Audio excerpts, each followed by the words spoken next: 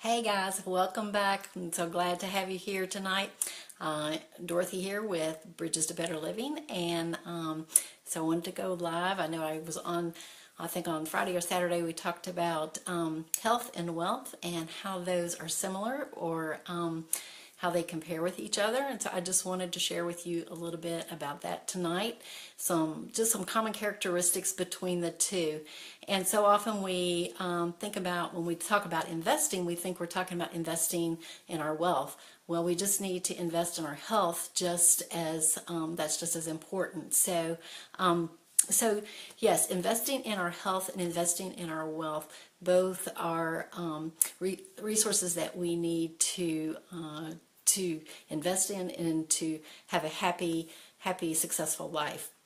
So just wanted to share a few common characteristics with you tonight. First of all, weight problems and financial problems generally start small.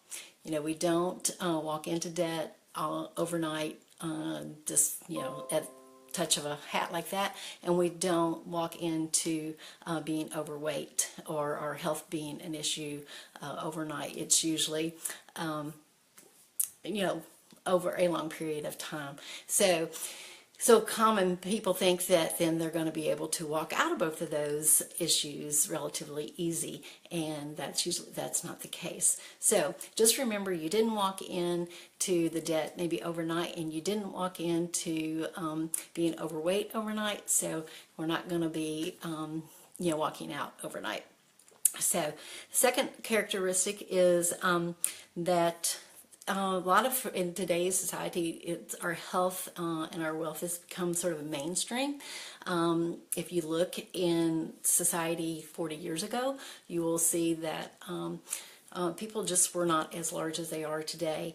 And so we've sort of come complacent and just sort of think that, oh, this is just the way we are, and that this is accepted behavior and accepted as the mainstream, and it's all, you know, all okay. And the same with finances. I even know, even with myself, that we thought, you know, before we ever took Financial Peace University, we just felt like, well, debt was something that we were always going to have, that people always had debt. You were always going to have a house payment. You were always going to have a car payment.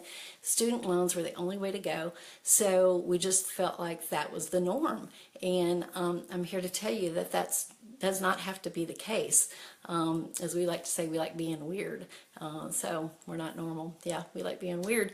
So there are other options to both our health and our wealth. So don't buy into today's society and just be, you know, the followers. Be a leader and change your life. So yes, so there's other options out there. Okay. Another common characteristic is the lack of limit causes problems. You know, on those credit cards, so often they will raise those limits. So what do? Well, okay, they've raised my limit. I can just spend a little bit more on it. Not a big deal. And the same goes with our eating. What have they done? They've gone to supersize now. And so it's like, hey, just for a few more cents, I can supersize. So what do? We get more calorie intake, more fat intake in there. And of course, we're spending more money. And so yes, supersizing, and just, you know, we just think, oh, getting more and more is better. And in this case, it's not.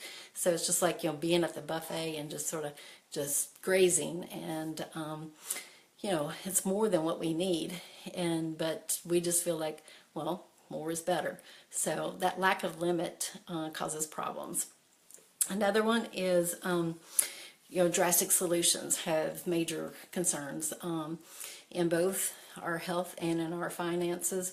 We can think, well, we can just take care of this by having surgery or by filing bankruptcy. And in both cases, we can have, you know, there's ramifications, or there can be risk involved in both of those situations. And the problem there is, though, that we've not changed the behavior in either one of those cases. We've tried fixing a problem without really tackling the problem. So and so often what happens when people do that, when they go those routes, then a lot of times they find themselves a few years later back in the same situation as before, because, like I said before, they didn't change the behavior. It basically just put a Band-Aid on the problem for a while. So that's another issue. And then one more here, I'll just go. People like to think there are quick fixes. And in both our health and in our finances, unfortunately, there are no quick fixes, right? No quick fixes, no magic pills. It takes hard work. It takes dedication. It takes time. And you just have to just put it in and do the work.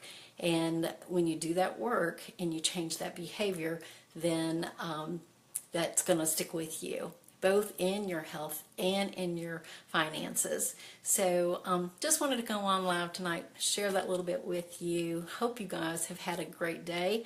I have spent the day at the hospital with my daughter, who had her gallbladder taken out, and she's at home back now, resting well and doing well. And so anyway, it's been a busy day, you know, sitting in the hospital waiting. But everybody is good. And so anyway, just wanted to say thanks for joining me, and I'll be back on again tomorrow evening, and we'll talk a little bit more about our health and wealth.